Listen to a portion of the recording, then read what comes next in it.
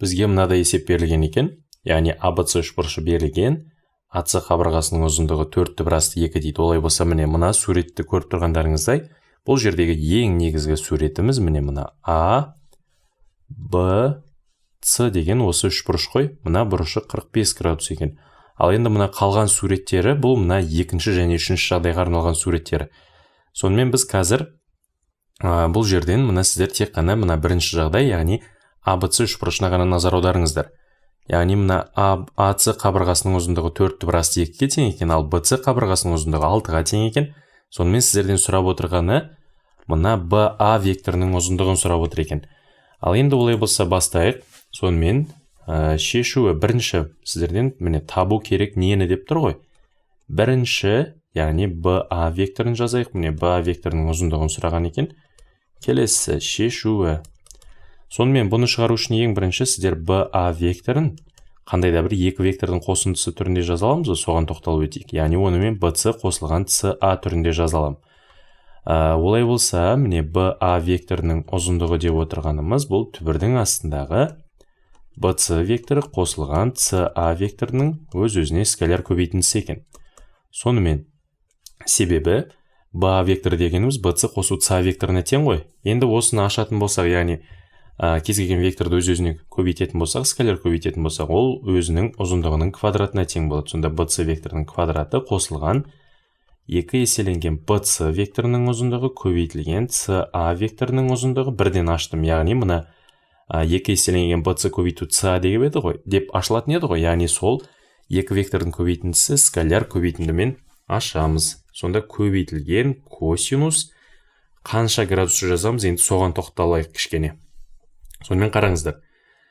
BC векторының бағыты B-дан C-ға қарай. Ал келесі CA векторынікі C-дан A-ға қарай. Екі вектор бір-біріне скаляр көбейтілу үшін бұлар бір нүктеден шығу керек, немесе бір нүктеге келу керек. Сонымен көріп отырғандарыңызда екеуі екі түрлі нүктеден шығып тұр, онда сіздер қазір не істесеңіздер болады. Мына CA векторын мына B-дан шығатындай қылып, мында параллель көшірсек болады. Сонда екі векторның арасындағы бұрыш мына 45 градустың сыртқы бұрышына тең екен. Яғни бұл 135 градус. Ал енді келесі бұған қосамыз CA векторының, міне CA векторының өз-өзіне скаляр көбейтіндісі ол өзінің ұзындығының квадратына тең. Сонда міне CA векторы мында квадрат болады. Ал енді осының мәнін есептейік. Түбірдің астында BC-ның квадраты дегеніміз 6-ның квадраты қосылған 2 еселенген 6 көбейту 4 түбір асты 2. Ал енді косинус 135 градустағы мәні ол минус түбір асты 2 бөлінген 2-ге тең. Қосылған CA векторының ұзындығының квадраты дегеніміз міне 4 түбір асты 2-ның квадратына тең. Ал енді осыны есептейтін болсақ қанша шығады? 36, 32. Яғни 36-ға 32-ні қосатын болсақ 68. Енді келесі мына 2, 2 түбір асты 2. Яғни міне түбір асты 2 мен түбір асты 2-ні көбейтсек 2 шығады, 2 мен 2 қысқарып кетті. Келесі 2-ні 6-ға көбейтсек 12, 12-ні 4-ге көбейтсек 48, бірақ та мына минуспен минус 48 болады екен. Сонда бұл түбір асты 20, яғни 2 түбір асты 5-ге тең екен. Сонымен міне мына BA деген қабырғасының, яғни BA векторының ұзындығын таптық. Сонда мында жазайық жауабы. BA векторының ұзындығы 2 түбір асты 5-ге тең екен. Ал енді бұл есепті сіздер екінші тәсіл арқылы шығарсаңыздар болады. Екінші тәсіл, яғни косинустар теоремасы арқылы есептесеңіздер болады. Сонда міне AB-ның квадраты дегеніміз AC квадрат қосылған BC квадрат азайтылған 2 еселенген AC көбейтілген BC және косинус 45 градус десеңіздер болады. Бірақ та біздің бүгінгі қарастырып жатқан тақырыбымыз вектор болғандықтан, яғни вектордың скаляр көбейтіндісіне байланысты болғандықтан, мынадай вектордың ұзындығын мынадай скаляр арқылы табуымыз керек екен. Скаляр көбейтінді арқылы тапсақ табуымыз керек. Сондықтан міне мына бірінші тәсілмен көрсеттім. Ал егер де бұл жай ғана үшбұрыштың элементтері болатын болса, егер вектор емес, сонда сіздер міне косинустар теоремасын қолданып бірден анықтай салсаңыздар болады. Сонда міне AB-ның ұзындығы 2 түбір асты 5-ге тең болады екен. Сонымен AB-ның ұзындығын таптық. Ал енді келесі екінші шартымыз мына AM-ның ұзындығын табуымыз керек екен. Олай болса, енді соған көшейік. Сонымен бастапқы міне мынау С, мынау А бұл Б болды ғой бізде айтпақшы. Б, мынау А. АБ-ның ұзындығы 2 түбір асты 5-ке тең болды. АЦ-нікі 4 түбір асты 2, ал БЦ-ның ұзындығын білеміз 6-ға тең екендігін. Сонымен енді назар аударып қарасаңыздар, АЦ, яғни АЦ векторына сәйкес келетінін БМ деген векторы, М деген нүктеміз ол міне мына нүкте екен. Себебі көріп отырғандарыңыздай, мына АЦ векторы мен БМ векторы бір-біріне тең болу керек қой міне. Мына вектор, мына векторға тең. Сонымен, енді сіздер қазір қарастырғанда мына үш бұрышты және де мына параллелограмға назар аударайық. Ал енді осыны есептейтін болсақ, онда мен ең бірінші мына диагоналдардың қиылысу нүктесін О деп белгілеп алайын міне мына нүктені. Сонымен, енді мына есептің берілгені түсінікті. Енді бірден екінші шартына көшіп кете берейін. Сонымен, міне екінші табуымыз керек болған нені? Яғни АМ деген вектордың ұзындығын сұраған екен. АМ векторының ұзындығы нешеге тең екендігін табуымыз керек. Яғни міне мына векторды сұраған ғой сонда. Бұл векторды табу үшін АМ векторын мен қалай жазсам болады? Ең бірінші міне АМ деген вектор бұл 2 еселенген АО векторына тең болады.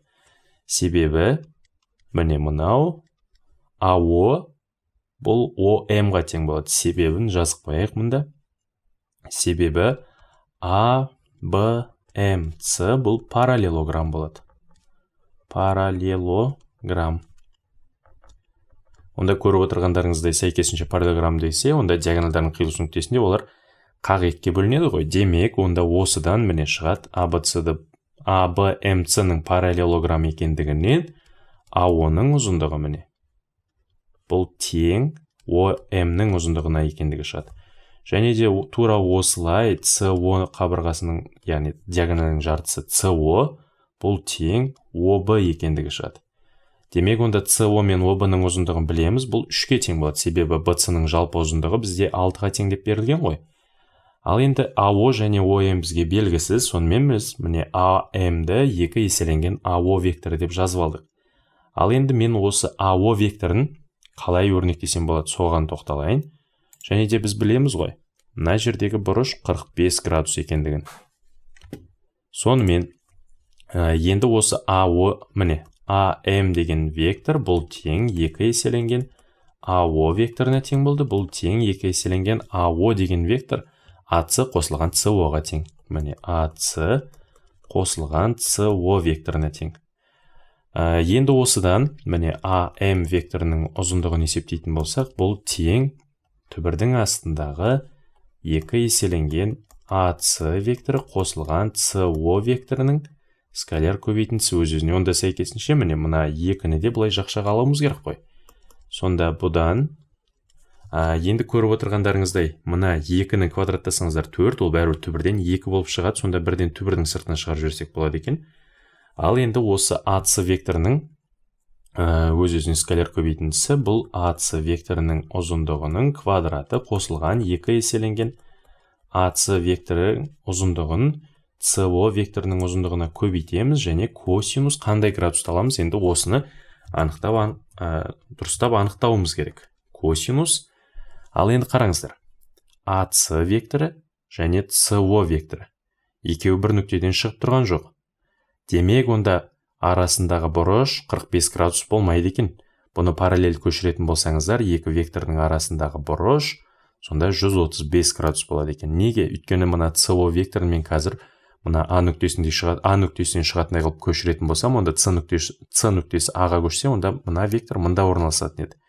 Онда екеуінің арасындағы бұрыш 135 градус болады. Сондықтан міне 135 градус келесі қосылған СО векторының міне ұзындығының квадраты. Түбірді жабайық. Ал енді есептейтін болса, сонда 2 еселенген түбірдің астындағы АЦ векторының квадраты, яғни бұл 32-ге тең, келесі қосылған 2 еселенген 4 түбір асты 2, келесі СО дегеніміз 3-ге тең. Ал косинус 135 ол минус түбір асты 2 бөлінген 2-ге тең, қосылған CO векторы дегеніміз 3-тің квадраты, яғни 9-ға тең болады екен. Сонымен 32-ге 9-ды қоссақ 41, міне 2 түбірдің астындағы 41 азайтылған. Көріп тұрғандарыңыздай түбір асты 2 мен түбір асты 2-ге өйтсек 2, 2 мен 2 қысқарып 1, сонда 2-ні 4-ге өйтсек 8, 8-ді 3-ге өйтсек 24 деген шығады екен. Яғни 2 түбірдің астындағы 17-ге тең екен. Сонымен міне AM векторының ұзындығын таптық. Жазайық. Жауабы. AM векторының ұзындығы 2 түбірдің астындағы 17-ге тең болды. Сонымен жалпы міне осындай геометрияның есептері келетін болса, суреттеріңізді нақты өлшем бірліктерімен сәйкестендіріп салыңыздар. Яғни суреттеріңіз есептің шартына сай болсын. Мысалға тікбұрышты үшбұрыш салып қоймаңыздар мына есепке. Сонымен міне екінші табу керек, яғни AM векторының ұзындығын таптық. Сонымен енді келесі ең соңғысы үшінші пунктіне тоқталайық. Үшінші пунктінде бізде CN-ді табу керек екен. Ал олай болса мында жазайық. Үшінші пункт. 3 CN деген вектордың ұзындығын анықтауымыз керек екен. Бұл жердегі міне тура бағанағы элементтерін қайтадан белгілеп шығайын тез-тез. Міне С, мына бұрыш 45 градус. Мынау А, мынау Б. Яғни бұл 2 түбір асты 5-ге тең болды. Келесі 4 түбір асты 2-ге тең болды. Ал енді бұл жерге меніңше AM-нің ұзындығы керек па?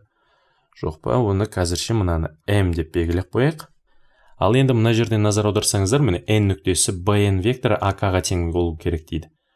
Ал енді осы жерге назар аударсаңыздар, K дегеніміз қайда жатыр? Ол міне мында орналасқан ғой. Міне K деген BC-ның бойында жатыр, және CK-ның ұзындығы 2-ге тең дейді. Яғни CK 2 болса, онда BK-ның ұзындығы 4-ге тең екен. Яғни мынау, міне BN векторы AK векторына тең және параллель болып тұр. Сонымен, енді міне барлығын белгілеп шықтық. Ал енді осы есепті шығаруға кірісейік. Сонымен бізге мына CN деген векторды сұраған екен. Мына CN векторының ұзындығын сұраған. CN векторының ұзындығын мен қалай жазсам болады? CN, ең бірінші осы CN векторына тоқталайық. CN векторы ол тең CB векторы қосылған BN векторына тең ғой. Ал енді сіздерде CB-ның ұзындығын білесіздер. Яғни міне CB-ның ұзындығы мынаған тең ғой, яғни 6-ға тең. BN-нің ұзындығын білмейміз әлі. Қазір сіздермен осы BN-нің ұзындығын табудан бастайық. Сонымен, енді бұл жерден бір назар аударатынымыз мына AK, NB бұл қандай? Параллелограм. Параллелограм. Неге параллелограм? Себебі AK векторы BN векторына тең деді ғой. Демек онда олар параллель және ұзындықтары тең болса, онда мына AB векторы KN векторына тең болады. Оның да ұзындықтары тең болады екен. Сонымен AKNB дегеніміз бұл параллелограм екен. Ал енді онда параллелограм болса, онда мен білем ғой. Мына AK векторының ұзындығы бізде BK векторының, BN векторының ұзындығына тең екен. Сонда мен қазір осы BN-нің ұзындығын таппай-ақ AK-ның ұзындығын таба салсам болады. Ал енді AK-ның ұзындығын қалай есептейміз? AK векторы деп отырғанымыз, суретке қарасаңыздар, бұл AC қосу CK-ға тең ғой. Міне AC қосу CK. Демек, AK векторының ұзындығы дегеніміз, бұл бірден жаза салайын. Яғни AC қосу CK-ның өз-өзіне скаляр көбейтіндісі ғой. Сонда міне AC векторының квадраты қосылған 2 еселенген AC векторының ұзындығы, келесі CK векторының ұзындығы көбейтілген косинус қандай бұрышты аламыз, соны назар аударайық. AC және CK екеуі бір нүктеден немесе бір нүктеге келіп тұрған жоқ, демек онда екеуінің арасындағы бұрыш косинус 135 градус болады екен. 135 градус, келесі қосылған CK векторының ұзындығының квадраты. Ал енді AC-ның квадратын есептесек, 4 түбір асты 2-ні квадраттайтын болсақ, бұл түбірдің астындағы 32 қосылған 2 еселенген 4 түбір асты 2 көбейту 2 және минус түбір асты 2 бөлінген 2 қосылған 4 деген шығады. Ал енді 32-ге 4-ті қоссақ, түбірдің астындағы 36 азайтылған түбір асты 2 мен түбір асты 2-ні бөлсек 2 бөлімінде 2 мен қысқарады да, сонда минус 16 шығады екен. Яғни бұл 2 түбір асты 5. Сонымен енді дұрыстап назар аударып қарасаңыздар, мынау көріп тұрғандарыңыздай АБ-ның да ұзындығы бағанағы бірінші шарттан шығып еді ғой. Яғни оның да ұзындығын біз 2 түбір асты 5-ке тең екендігін таптық. Ал енді осыдан АК-ның да ұзындығы 2 түбір асты 5-ке тең екен. Демек, онда бұл нені білдіреді?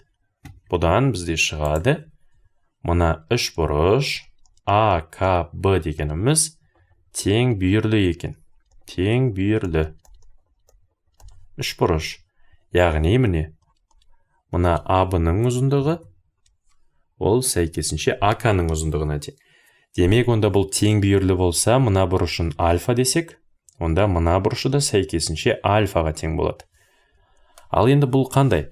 АБНЦ НК дегеніміз параллелограмм болғандықтан, онда мына бұрышы да сіздерде альфа бұрышына тең болады екен.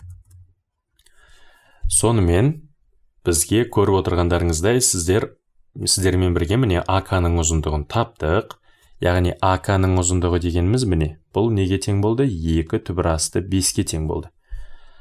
АК-ның ұзындығы белгілі, БЦ-ның ұзындығы белгілі және арасындағы бұрыш таптық. Яғни ол альфаға тең екен. Енді осы жерден сіздерде сұрақ туындайды ғой. Енді осы альфаның мәнін қалай анықтаймыз деген.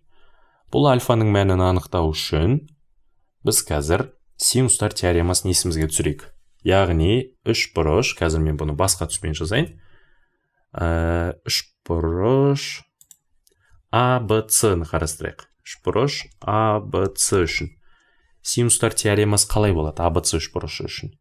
Яғни АБ-ның, АБ қабырғасының ұзындығын синус 45 градусқа бөлетін болсақ, бұдан мына АЦ-ның ұзындығын бөлеміз синус альфаға. Сонда осыдан синус альфаны табатын болсақ, бұл түбір асты 2 бөлінген 2 көбейтілген АЦ. АЦ-ның ұзындығы 4 түбір асты 2. Ал енді АБ-ның ұзындығы 2 түбір асты 5. Сонымен есептесек, түбір асты 2, мынау үшеуі бір-бірімен қысқарып кетті. Себебі түбір асты 2 мен түбір асты 2-ні өтсек 2, 2 мен 2 қысқарды. Сонда бұл 2 бөлінген түбір асты 5 немесе 2 түбір асты 5 бөлінген 5-ке тең екен. Сонымен синус альфаның мәні бізге белгілі. Ал енді назар аударып қарасаңыздар, бұл альфа дегеніміз қандай болып тұр? 0 мен 90 градустың арасында жатыр ғой. Яғни бұлар қандай? Сүйір екен. Онда сәйкесінше косинус альфаның да мәні оң болады. Яғни косинус пен синустың бірінші ширектегі мәні оң еді ғой. Демек, онда косинус альфа дегеніміз түбірдің астындағы бір азайтылған синус квадрат альфаға тең болады. Синус квадрат альфа. Сонда бұл түбірдің астындағы бір азайтылған 20 бөлінген 25, ал бұл дегеніміз түбір асты 5 бөлінген 5 екен. Сонымен сіздермен косинус альфаның мәнін анықтадық. Ал жалпы жағдай үшін косинус альфа деген плюс-минус түбір асты 1 минус синус квадрат альфаға тең ғой. Біз неліктен тек қана плюсын алдық? Себебі альфа дегеніміз бірінші ширекте жатыр. Ал жақсы, косинус альфаның мәні табылды. Енді келесі сіздермен осы CN деген вектордың ұзындығын тауа берсек болады екен. Сонда CN векторының ұзындығы, жалпы CN дегеніміз неге тең дедік? CB мен BN-ның қосындысы ғой. Сонда бұл түбірдің астындағы бірден жазатын болсақ, CB векторының ұзындығының квадраты қосылған 2 еселенген CB векторының ұзындығы көбейтілген BN векторының ұзындығы көбейтілген косинус қандай болады? Қараңыздар CB және BN екеуі бір нүктеге сәйкес келіп тұрған жоқ, яғни бір нүктеден шығып тұрған жоқ. Демек, онда сіздер мына BN-ді параллель көшірсеңіздер, онда екеуінің арасындағы бұрыш 180 градус минус альфаға тең болады екен. Сонда 180 градус минус альфа келесі қосылған BN векторының ұзындығының квадраты. BN векторының ұзындығының квадраты дейсіздер. Сонымен бұдан бізде не шығады? Есептейік. Тең CB векторының ұзындығы. Яғни осыны квадраттаймыз. CB-ның ұзындығы 6 қосылған 2 еселенген 6 көбейтілген BN деп отырғанымыз неге тең еді? BN-ның ұзындығын таптық 2 түбір асты 5.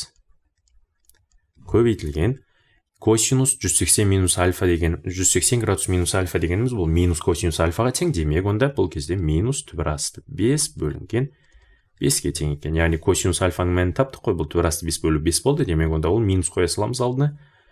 Келесі қосылған bn. bn-ның квадраты десе, онда ол түбір асты 20, сонда оны квадраттасақ 20 шығады екен.